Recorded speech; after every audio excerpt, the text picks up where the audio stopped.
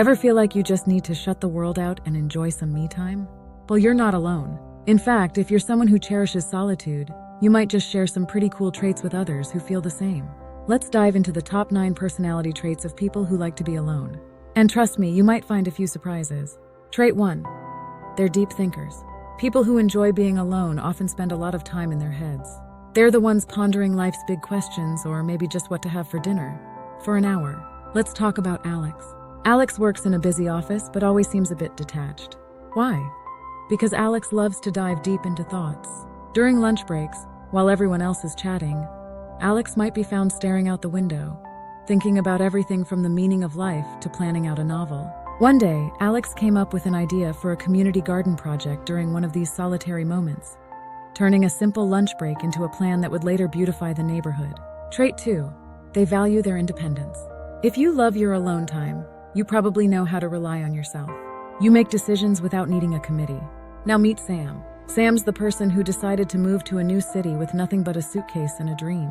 Friends and family worried, but Sam knew better. Sam found a job, an apartment, and even started a small online business, all without leaning on anyone. When people ask Sam how they managed, Sam just smiles and says, "I knew I could do it on my own." That independence isn't just about doing things alone. It's about knowing you can if you have to. Trait 3. They're often creative. Solitude breeds creativity. When you're alone, your mind wanders, and that's when the magic happens. Ever had a brilliant idea in the shower? Exactly. Take Jess, for example. Jess works as a graphic designer, but finds her best inspiration when she's alone. One evening, after everyone left the studio, Jess stayed back. With her favorite music playing softly, she started sketching. What was supposed to be a simple logo design turned into an award-winning piece by the time the sun rose. Jess's story shows how solitude isn't just quiet time. It's where her creativity blooms, away from the noise of the world. Trait 4. They have high self-awareness. Being alone gives you time to understand yourself better. You know your strengths, your quirks, and let's be honest, you're working on your weaknesses. Consider Maya. She spends her weekends hiking alone. On one of these hikes, she realized she wasn't happy with her job. Away from the noise of daily life, she could hear her own thoughts clearly. She understood that what she really wanted was to work with animals, not in an office. That moment of clarity led Maya to enroll in veterinary school. Her time alone gave her the space to understand her true self and what she really wanted from life. Trait 5. They're selective with socializing. You're not antisocial, you're selectively social. You choose quality over quantity when it comes to friends and interactions. Then there's Leo. Leo gets invited to lots of parties but often says no. It's not because he doesn't like people. He just prefers deep, one-on-one conversations over loud, crowded rooms. One evening, instead of going to a big bash, Leo invited his old friend Tom for coffee. They talked for hours, sharing dreams and fears, something that wouldn't have been possible at a noisy party. Leo's choice shows he values quality time with friends, not just any time. Trait 6. They enjoy their own company. Sounds simple, but it's profound. You actually like hanging out with yourself.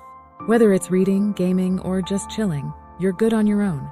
Ella is someone who loves going to the movies alone. While her friends find it odd, Ella finds peace in watching stories unfold on the screen by herself. On one such solo movie night, she watched a film that inspired her to start writing her own screenplay. She enjoyed her own company so much that she turned what could have been a lonely experience into a productive and fulfilling one. Ella's story tells us that being alone doesn't mean being lonely. Sometimes it's about enjoying your own presence. Trait 7. They're often empathetic. Surprisingly, people who like alone time can be very empathetic. They understand emotions deeply, perhaps because they've spent so much time with their own. Take Sarah, for example. She spends a lot of time alone, but when she's with others, she's all ears. One day, her coworker Mark was having a rough time. While others barely noticed, Sarah invited him for a walk during lunch. She listened, really listened, as he talked about his troubles. Because Sarah spends so much time understanding her own feelings, she's great at understanding others, too. Her empathy helped Mark feel seen and supported, showing that solitude can actually make you better at connecting with people. Trait 8. They're not afraid of being different. You march to the beat of your own drum. Society's norms. You'll take what suits you and leave the rest. Jake always felt out of place with his love for old jazz in a world of pop music. While his peers followed the latest trends, Jake spent his evenings in jazz clubs or at home with his record collection.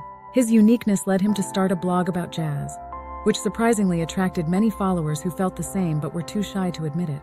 Jake's story shows that embracing your differences, even if it means being alone in your interests, can lead you to find your tribe or even lead them. Trait 9. They seek meaningful connections. When you do connect, it's real. You look for depth in relationships, not just a chat about the weather. Lena doesn't have 100 friends, but the few she has are like family.